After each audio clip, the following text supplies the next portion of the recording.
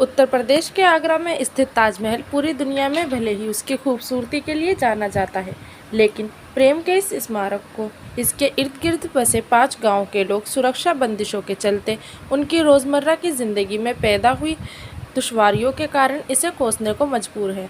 ताजमहल की सुरक्षा व्यवस्था बढ़ाए जाने से ग्रामीणों की दुश्वारियां इस कदर बढ़ गई हैं कि इन गांवों में रहने वालों के घर पर ना तो रिश्तेदार आ पाते हैं, ना ही रिश्ते की बात करने वाले इन 5 गांवों तक पहुंच पाते हैं। नतीजा, इन गांवों के 40% युवा कुंवारे रह गए हैं और उनके लिए शादी के रिश्ते भी नहीं आ पा रहे हैं। ताजमहल को कोसने के लिए अभिशप्त ये गाँव हैं: गड़ी बंगस, नगला पेमा, तल्फी नगला, अहमद बुखारी और नगला डींग, जिनका रास्ता ताजमहल के बगल से गुजरता है।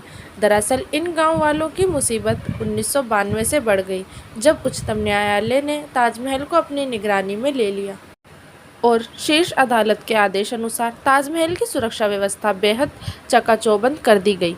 सुरक्षा की दृष्टि से इन गांवों की ओर जाने वाले व्यक्तियों को प्रशासन के पास लेने की आवश्यकता होती है। गांव के लोगों के पास पहले से बने हुए हैं, लेकिन उनके रिश्तेदारों को गांव में आने के लिए हर बार नया पास बनवाना होता है। आलम यह है कि ताजमहल के इन गांवों की ओर जाने वाले मार्ग पर बने चेक पॉइंट पर जिसके घर पर रिश्तेदार आए हैं उसको बुलाया जाता है। उसके बाद ही गांव में प्रवेश करने की अनुमति मिलती है।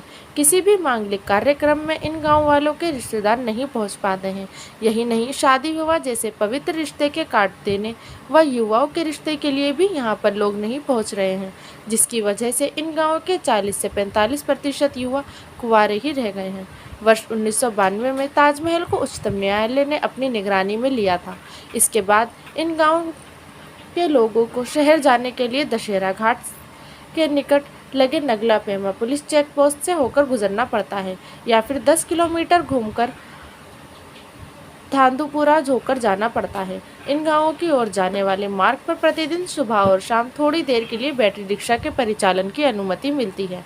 इन गांवों को अगर कोई व्यक्ति बीमार होता है या फिर गर्भवती महिला को इलाज के लिए जाना होता है तो केवल यहां पर सरकारी एम्बुलेंस ही पहुंच पाती है। इसके अलावा ताजमहल के रात्रि दर्शन वाले महीने के 5 दिनों में इन गांव वालों को सुरक्षा कारणों से घर में ही कैद रहना पड़ता है। घरों में कैद रहने की स्थिति गाहें ब गाहें तब भी पैदा होती है जब वीआईपी मेहमान ताजमहल का दीदार करने आते हैं। बीते 3 दशक से ऐसे हालात से दो चार हो रहे इन गांवों के लोग कोसते हुए यही कहने को मजबूर हैं कि काश ये ताजमहल जैसी इमारत हमारे आसपास नहीं होती। अब स्थिति तो यह भी आ गई है कि इस समस्या से आजिज़ हो चुके इन गांवों के कुछ लोग पलायन भी करने लगे हैं।